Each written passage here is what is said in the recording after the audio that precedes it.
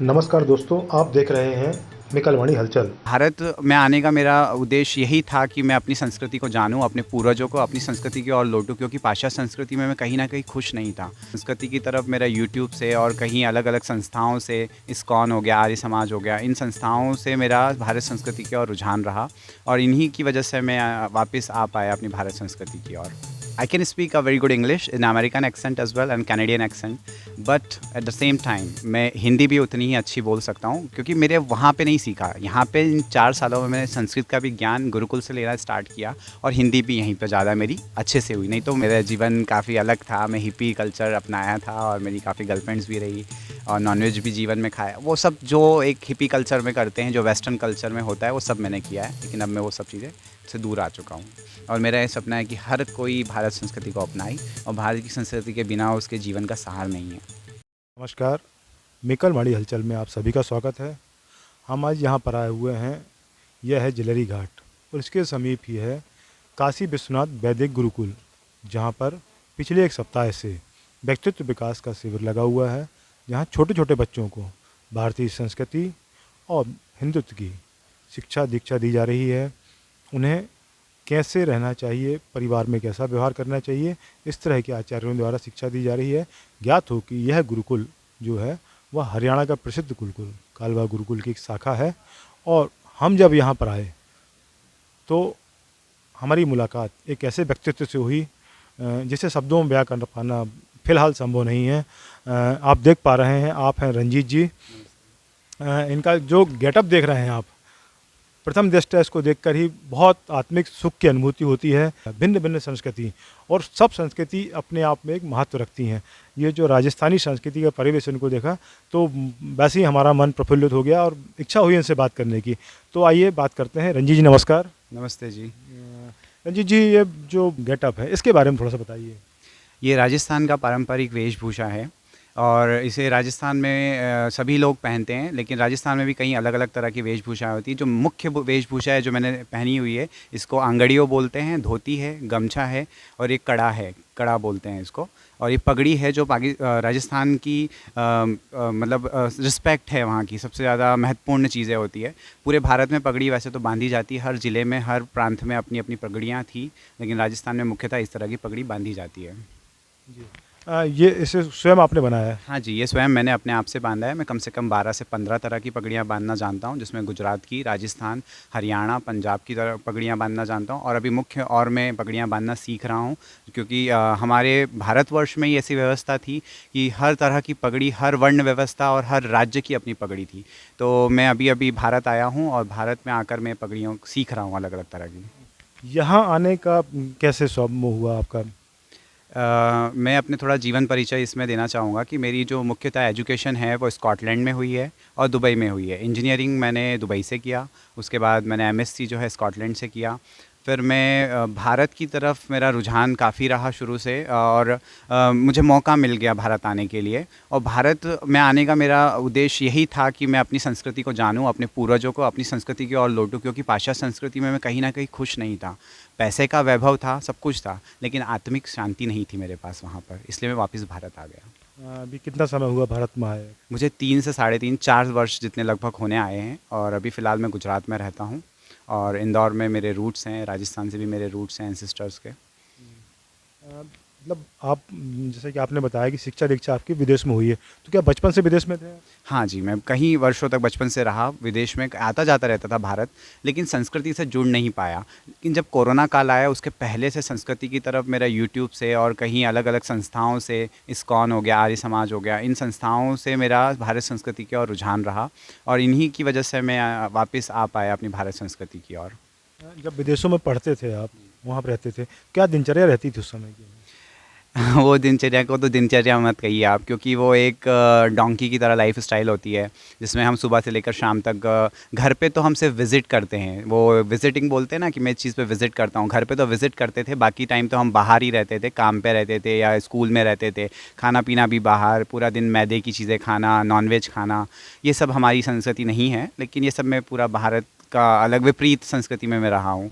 आपकी हिंदी बहुत अच्छी है, तो वहाँ तो शुरू से आपने क्या घर पे हिंदी बोलते थे क्या लोगों के बीच ऐसा कुछ? I can speak a very good English in American accent as well and Canadian accent, but at the same time मैं हिंदी भी उतनी ही अच्छी बोल सकता हूँ क्योंकि मेरे वहाँ पे नहीं सीखा। यहाँ पे इन 4 सालों में मैंने संस्कृत का भी ज्ञान गुरुकुल से लेना स्टार्ट किया और हिंदी भी यहीं पे ज़्यादा मेरी अच्छे से हुई। नहीं तो मैं मुख्यतः तो वहाँ पे आप भी जानते हैं कि विदेश में हिंदी इतना ज़्यादा नहीं होती है, सब इंग्लिश में ही बात करते हैं। स्कूल कॉलेज आसपास जो आजू बाजू के लोग होते हैं अलग अलग देशों से आए हुए होते हैं, तो मुख्यतः इंग्लिश बोली जाती है। लेकिन यहाँ आने के बाद मैंने गुरुकुल से हिंदी और संस्कृत सीखना स्टार्ट किया। जैसा कि आपने बताया कि 3-4 वर्षों में आप इतनी अच्छी हिंदी सीख गए, आपने पगड़ी बांधना, इतनी तरह की पगड़ियाँ बांध, ये सब इतना जल्दी आप सीख कैसे लेते हैं, क्या कारण? कारण यही है कि ये मेरे अपने आप से कर रहा हूँ मैं, ये कोई मुझे फ़ोर्स नहीं कर रहा है कि मैं इस चीज़ में मुझे कोई धकेल रहा है, ज़बरदस्ती कर रहा है। जब आप मन से कोई चीज़ करते हैं ना, तो वो चीज़ आप जल्दी से अडॉप्ट कर लेते हैं। ये खुशी से करता हूँ मैं। आधी रात को भी मुझे कोई कहे ना कि आप पगड़ी बांधिए, आप ऐसी भारत की संस्कृति को सीखिए, तो मैं खड़ा होकर सीखने के लिए। लेकिन कोई मुझे कहे जो चीज़ मुझे पसंद नहीं है वो करने को, तो मैं नहीं करूँगा, वो मुझे आलस आएगा, प्रमाद करूँगा मैं।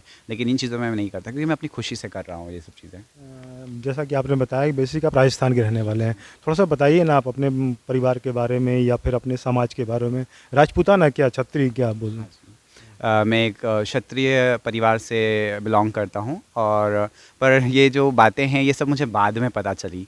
मेरे परिवार में विदेशी संस्कृति अपनाई गई और वो कभी मुझे बताया नहीं गया कि राजपूत क्या होता है, हिंदू सनातन संस्कृति क्या होती है, वैदिक संस्कृति क्या होती है। लेकिन बाद में मुझे पता चला कि राजपूतों का क्या इतिहास है, और ये सब चीज़ें मुझे बाद में यहाँ भारत आके पता चली कि इसका क्या महत्व है, राजपूतों का क्या बलिदान है, और भारत की संस्कृति में किन किन लोगों का बलिदान है। तो यहाँ आने के बाद पता चला, और अभी हाल फिलहाल हम भी एक छोटा सा रिज़ॉर्ट स्टार्ट कर रहे हैं इंदौर में। तो वो जब समय आने पे उसकी सूचना भी आपको दी जाएगी, जो पूर्ण रूप से वैदिक का रिज़ॉर्ट होगा। जैसा कि आपने बताया आप क्षत्रिय हैं, राजपूताना हैं, तो उससे संबंधित कुछ संस्कृति का आपने स्टडी किया कि आपको बताया गया कुछ? हाँ, उसके लिए मैंने खुद से अपने स्टडी किया। मैं सूर्यवंशी, जिसमें अलग अलग तरह के क्षत्रिय होते हैं, राजपूत होते हैं, उसमें राठौड़ करके एक शाखा होती है, जिनका पूरा वर्चस्व जो है, पूरा राज्य है, वो जोधपुर से लेके मारवाड़ में फैला हुआ। मेवाड़ में जो शेखावटी होते हैं, आपको सबको पता है राजस्थान के बारे में, तो आप इतिहास में देख सकते हैं। और हम लोग जो थे वो नॉर्मली मारवाड़ में थे, जो जोधपुर के राठौड़ थे, उसमें से हम लोग आते हैं। आपने जो ये पहना हुआ है, इस पे भी एक चित्र दिख रहा है। हाँ जी। ये इसके बारे में कुछ बताएंगे? ये एक हमारे राजस्थान के देवलोक हुए हैं, उनकी एक कथा आती है कि मारवाड़ में आप देखेंगे, स्पेशली राठौड़ों में 4 फेरे होते हैं। मुख्यतः हिंदू संस्कृति या सब वैदिक संस्कृति के अंदर 7 फेरे किए जाते हैं, लेकिन इनकी वजह से हम 4 ही फेरे लेते हैं। उसका मुख्य कारण यह है कि जब चौथा फेरा हो रहा था, इनका विवाह हो रहा था, तो ये चौथे फेरे में एक कसाई एक गाय को काट रहा था। तो ये अपनी विवाह के चौथे फेरे को छोड़कर उस गाय को बचाने के लिए चले गए। तो हम इससे जानकारी लगा सकते हैं कि अपने महापुरुष कितने कितने उच्च विचार वाले थे, जो गोवंश के लिए अपनी विवाह को भी छोड़ के चले गए। तो तब से हमारे यहाँ पर 4 फेरे होते हैं राठौड़ों में और मारवाड़ में। तो ये उन्हीं का चित्र है, उन्हीं का लोगो है। अभी हिंदुस्तान में आप किन के साथ रह रहे हैं? मैं यहाँ पे अकेला ही रहता हूँ और स्वयं से भोजन तैयार करता हूँ, स्वयं से दिनचर्या करता हूँ, अकेला ही रहता हूँ यहाँ पे। और मुझे काफ़ी अच्छा लगता है कि मैं सुबह उठ के व्यायाम करता हूँ, दिनचर्या अच्छी यहाँ पर मैं नौकर बन के नहीं रह रहा हूँ, मतलब एक खुले आज़ाद ज़िंदगी जी रहा हूँ, खुश होकर काम करता हूँ। सांस लेने का भी समय ही है मेरे पास, लेकिन विदेशों में सब समय हमें नहीं होता है। ना धर्म के लिए काम कर पाते, ना मानवता के लिए काम कर पाते, लेकिन भारत में रह के हम सब ये कर पाते हैं। आपका व्यक्तित्व बहुत आकर्षक है, उम्र भी है, शादी के बारे में कुछ सोचा है? हाल फिलहाल तो नहीं सोचा है, अभी आगे देखते हैं। जहाँ तक मैं सोचता हूँ कि मेरे आदर्श जो है श्री योगी आदित्यनाथ जी हैं, तो मैं उन्हीं की तरह बनना चाहूँगा। ब्रह्मचारी? हाँ जी, हाँ जी। खुले खुले शब्दों में तो अभी पता नहीं भविष्य का, लेकिन मेरे आदर्श श्री योगी आदित्यनाथ जी हैं, तो उनकी तरह ही बनना चाहूँगा मैं। या आप बताना चाहें तो जो लाइफ आपकी फ़ॉरेन में रही, तो उस समय कोई गर्लफ्रेंड रही होंगी आपकी? हाँ जी, हाँ जी। मेरा जीवन काफ़ी अलग था, मैं हिप्पी कल्चर अपनाया था और मेरी काफ़ी गर्लफ्रेंड्स भी रही, और नॉनवेज भी जीवन में खाया। वो सब जो एक हिप्पी कल्चर में करते हैं, जो वेस्टर्न कल्चर में होता है, वो सब मैंने किया है, लेकिन अब मैं वो सब चीज़ें से दूर आ चुका हूँ। आपने योगी जी की बात की, तो आप निश्चित रूप से 4 सालों में भारत की राजनीति को भी कुछ समझे होंगे। क्या अंतर, या आपने स्टडी भी किया होगा, पिछली राजनीति में और हाल ही की राजनीति में क्या अंतर देख पाते हैं?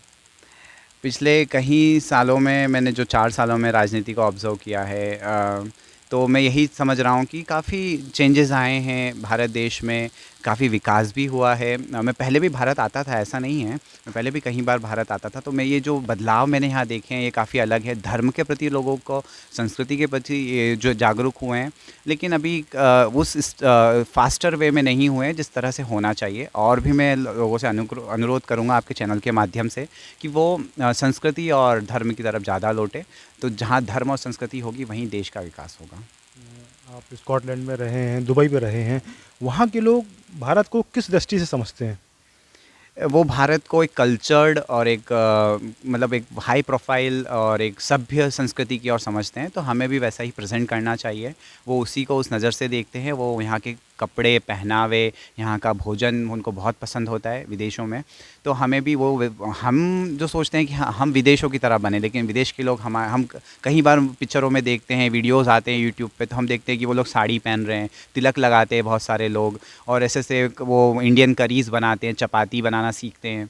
तो वो भारत को, संस्कृति को बहुत पसंद करते हैं, और वो भारतीय लोगों को एक सभ्य भारत समझते हैं, और उनके कपड़ों को बहुत सुंदर कलरफुल कपड़े। और नॉर्मली मैंने कहीं एक इंटरव्यू भी लिया था कहीं लड़कियों का स्कॉटलैंड में, आप इंडिया शब्द आते ही आपके मन में क्या आता है? तो उनके मन में साड़ी आती है सबसे पहले। तो साड़ी एक पहनावा हमारा सुंदर है, और गहने हैं हमारे बहुत सुंदर सुंदर हमारे यहाँ है, तो वो सब उनकी नज़र में है। दुबई पे जैसे आप रहे हैं, इस्लामिक देश कहलाता है। हम देख पा रहे हैं कुछ दिनों में ये कि जैसे हिंदुस्तान में भी एक कट्टरवाद पनप रहा है, तो क्या ऐसी स्थिति दुबई में भी है? दुबई में ओवरऑल तो नहीं कहना चाहिए ऐसी स्थिति है, लेकिन हाँ, कहीं जब आप इंटरनल थोड़े रहेंगे वहाँ पे तो है ऐसी स्थिति। और पाकिस्तानी के बीच में रहना थोड़ा मुश्किल है, क्योंकि वहाँ पर भारतीयों को टॉर्चर किया जाता है पाकिस्तानियों के द्वारा। वो कई बार मैंने भी ऑब्ज़र्व किया, क्योंकि मैं 2 साल जॉब किया था वहाँ पर, और मेरे स्कूल लाइफ में भी पाकिस्तानीज़ के साथ रहना। लेकिन जो अरबिक वहाँ के लोग हैं लोकल, वो थोड़े बिज़नेस माइंडेड होते हैं, उनको इतना नहीं करते वो टॉर्चर। वो इंडियंस को ऑलवेज़ वेलकम करते हैं, लेकिन पाकिस्तानी, बांग्लादेशी, ये जो हमारे नेबरहुड कंट्रीज़ हैं, उनके साथ थोड़ी समस्या रहती है रहने में। ये जो भारत, पाकिस्तान और बांग्लादेश, ये आपने जैसा बोला नेबर कंट्री हैं, यहाँ का इस्लाम कुछ अलग इस्लाम समझ में आता है। थोड़ा एक फ्रेज़ है इंग्लिश में, द न्यू बिच विल, ये थोड़ा सा इंग्लिश है, the new beach will walk with more wonderful way. तो इसका हिंदी में अर्थ निकालेंगे, जो नई तरह की, जो नई औरत वो जाती है कहीं पर महकाने में या कहीं पर, तो ज़्यादा छलक के चलती है। तो ये जो नए इस्लाम में कन्वर्ट होते हैं ना, ये ज़्यादा उछलते हैं कि हम ही इस्लाम को जानते हैं, लेकिन इस्लाम का जो सच्चा स्वरूप देखने को हमें अरब कंट्रीज़ में मिलता है, वहाँ पर ऐसा नहीं है। वो सभी को वेलकम करते हैं। आप दुबई में देखेंगे कई तरह के मंदिर भी बनाए गए हैं, सब कुछ है। और हम हमारे बाजू के देशों में देखेंगे, मंदिरों को तोड़ा जाता है और वहाँ पर मंदिर बनाए जाते हैं। तो यही डिफरेंस है कि ये जो कहा जाता है ना कि जो नई औरत है वो जब महखाने में जाएगी या कहीं जाएगी तो ज़्यादा छलक के चलेगी, तो वो वैसा ही सिस्टम है। ये लोग इस्लाम को किसी और वे से प्रेजेंट करते हैं, और उसका विरोध हमें करना चाहिए, ज़रूर करना चाहिए। जो इस्लाम दुबई या सऊदी अरब वगैरह में देखने को मिलता है वो अलग इस्लाम है, और ये लोग ज़्यादा अलग तरीके से प्रेजेंट करते हैं। भारतीय संस्कृति सनातन है, कुछ कह नहीं सकते कब से है। आपने पिछले 4 वर्षों में जाना, आगे क्या देखते हैं आप कि देश किस ओर जाएगा, तरक्की करेगा, संस्कृति को लेके, सनातन को लेके क्या समझते हैं आप, युवा में क्या परिवर्तन आ रहा है? देखिए, मेरा तो यही मानना है कि मैं जो दिन रात ऑब्ज़र्व करता हूँ, एक कॉलेज का प्रोफेसर भी हूँ, तो 2 तरह के युवा मुझे हमेशा मिलते हैं, और दोनों तरह की संस्कृति है कि वो कुछ लोग वेस्टर्न की तरफ जाना चाहते हैं, और कुछ जो भारतीय संस्कृति की जड़ों को पकड़ के रखना चाहते हैं। लेकिन हाँ, जागरूकता तो आ रही है लोगों में, और आपके चैनल के माध्यम से मैं फिर से यही कहूँगा कि सनातन संस्कृति को अपनाएंगे तो सब तरह से अच्छा रहेगा। क्या नहीं है हमारी संस्कृति में, विज्ञान शास्त्र, मंडल शास्त्र, हमारे पास गणित का ज्ञान, विज्ञान का ज्ञान, सब कुछ है। आप अपनाइए, थोड़ा जाइए तो उसके तह तक, तो आपको सब कुछ मिलेगा। आज हम बोलते हैं हेलमेट की बात करते हैं, तो हेलमेट ही, हमारी पगड़ी हेलमेट ही तो हुआ करती थी हमारे बाप दादाओं के पास सब कुछ ज्ञान था। तो आप थोड़ा तो अंदर घुसिए उसके, तो आज का जो युवा है उसको सब तरह का ज्ञान मिल जाएगा अगर वो हमारी संस्कृति की ओर जाएगा तो। अभी हाल ही में जैसे रिज़ॉर्ट की बात की आपने, तो उसके बारे में थोड़ा सा बताएंगे यदि आप चाहें तो? हाँ जी। मैं एक ऐसी जगह का निर्माण करना चाहता हूँ जहाँ पर हमारे भारत संस्कृति के हर तरह के सिद्धांतों की बात की जाए और बात करने के साथ साथ प्रैक्टिकल रूप में भी उसको देखा जाए। जैसे कि हम बात करते हैं हमारे पुराने वैदिक भवन को निर्माण करने की, तो हम ऐसा प्रोडक्ट यूज़ करना चाहते हैं जो प्रकृति के अनुकूल हो, जो प्रकृति को कोई नुकसान ना पहुँचाए। तो आज हम सीमेंट को देखते हैं, तो सीमेंट अंग्रेज़ों के द्वारा हमें दी गई और ये प्रकृति को काफ़ी नुकसान पहुँचाती है। इसमें क्या होता है कि जहाँ सीमेंट गिरती है वो ज़मीन बंजर हो जाती है। तो हमारे पूर्वज जो है वो चूने से और पत्थर से निर्माण करते थे, और थोड़े जो निम्न कोटि या मध्यम वर्ग के होते थे वो मिट्टी से निर्माण करते थे। तो चूना जो है जहाँ गिरेगा वो कैल्शियम प्रोवाइड करेगा मिट्टी को, पोटेशियम देगा, वो उपजाऊ बनाएगा मिट्टी को। तो इसी तरह का मैं निर्माण कर रहा हूँ, वहाँ पर चूने का बना रहा हूँ। वहाँ पर अलग अलग तरह के तांबे, पीतल, कांसे के बर्तन होंगे जो हमारे पूर्वज खाते थे, मिट्टी के बर्तन होंगे। वहाँ एक लाइब्रेरी होगी, वहाँ पर जिम होगा, तो वो पुराने वैदिक पद्धति से जो हनुमान जी भगवान राम दंड करते थे, व्यायाम करते थे, उस तरह से वर्कआउट करते थे, वो होगा वहाँ पर। वहाँ पर अलग अलग तरह का कच्ची घानी का तेल मिलेगा आपको शुद्ध। वो सब में जो बातें हमारी संस्कृति की है वो बातें नहीं करना है, प्रैक्टिकल भी मैं एक ऐसी जगह बनाना चाहता हूँ। और क्या सपने हैं आपके? मेरा यही सपना है कि भारत फिर से एक सोने की चिड़िया बन जाए और संस्कृति की ओर लौट जाएं हम सब वापस, तो ही हम हमारे जीवन में खुश रह पाएंगे। और मेरा ये सपना है कि हर कोई भारत संस्कृति को अपनाए, और भारत की संस्कृति के बिना उसके जीवन का सार नहीं है। हाल फिलहाल में क्या अभी दिनचर्या रहती है आपकी यहाँ पर? मेरी दिनचर्या सुबह में 5 बजे उठ जाता हूँ, और उठने के बाद ऊषापान करके और फिर व्यायाम करता हूँ, योगा करता हूँ। योगा करने के बाद फिर मैं अपने बर्तनों में करता हूँ, तांबे पीतल के बर्तन में खाना खाता हूँ, और शुद्ध सात्विक, सफ़ेद नमक नहीं खाना है, चीनी नहीं खाना है। इन सब चीज़ों का जो मुख्य मुख्य आयुर्वेदिक बातें होती हैं उन चीज़ों का वैदिक तरीके से पालन करते हुए खाते हैं। फिर उसके बाद फिर मेरा वर्क स्टार्ट हो जाता है, तो फिर मैं 3 साढ़े 3 बजे तक कॉलेज से आता हूँ। कॉलेज से आने के बाद थोड़ा आराम करने के बाद और फिर शाम को मैं हॉर्स राइडिंग, घुड़सवारी के लिए चला जाता हूँ। घुड़सवारी से आने के बाद फिर मैं कुछ किताबें पढ़ता हूँ। फिर शाम का भोजन थोड़ा तैयार करने के बाद काम करता हूँ, लैपटॉप पे अपना देखता हूँ, और 10 बजे, साढ़े 10 बजे मेरी दिनचर्या इस तरह से ख़त्म हो जाती है। हार्डली मैं 10 बजे सो जाता हूँ, और सुबह जल्दी उठना फ्रेश, क्योंकि every successful person wake up in the morning and gate early to the bed and get early in the morning. That's the biggest quotation for the successful person. किस विधा के प्रोफेसर हैं आप? मैं communication skills and personality development पे engineering में लेता हूँ, और IITS भी साथ में लेता हूँ। आप यदि बताना चाहें तो क्या उम्र होगी आपकी अभी? I am 27 right now.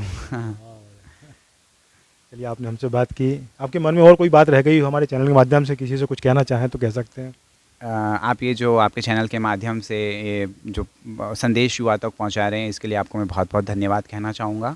और सभी से यही निवेदन है कि इनसे भी संपर्क में रहिए, इनके अच्छे काम को सहारिए, और इनके चैनल को जो भी सब्सक्राइब है, लाइक है, शेयर कीजिए, और भारत संस्कृति की ओर लौटिए। आप अच्छे से अच्छा खाना खाइए, ऑर्गेनिक चीज़ें खाइए, ऑर्गेनिक तरीके से रहिए, केमिकल फ्री लाइफ जिए, tension free life, because that is one life. Enjoy it, fully enjoy it, and be happy in your life, because we have only one life. तो यही मेरा है इनके चैनल के माध्यम से। और आपको कोई भी कमेंट होता है, कोई भी है, तो इनके चैनल के माध्यम से आप मुझसे पूछ सकते हैं। मैं पूर्ण रूप से जवाब दूंगा आपके सभी सवालों का। और विज़िट कीजिए हमारे प्रोजेक्ट में, बहुत जल्दी तैयार हो जाएगा। इनके चैनल के माध्यम से फिर से आपको उसकी जानकारी दी जाएगी। बहुत बहुत धन्यवाद अनिल जी। नमस्ते जी, धन्यवाद आपका भी बहुत बहुत।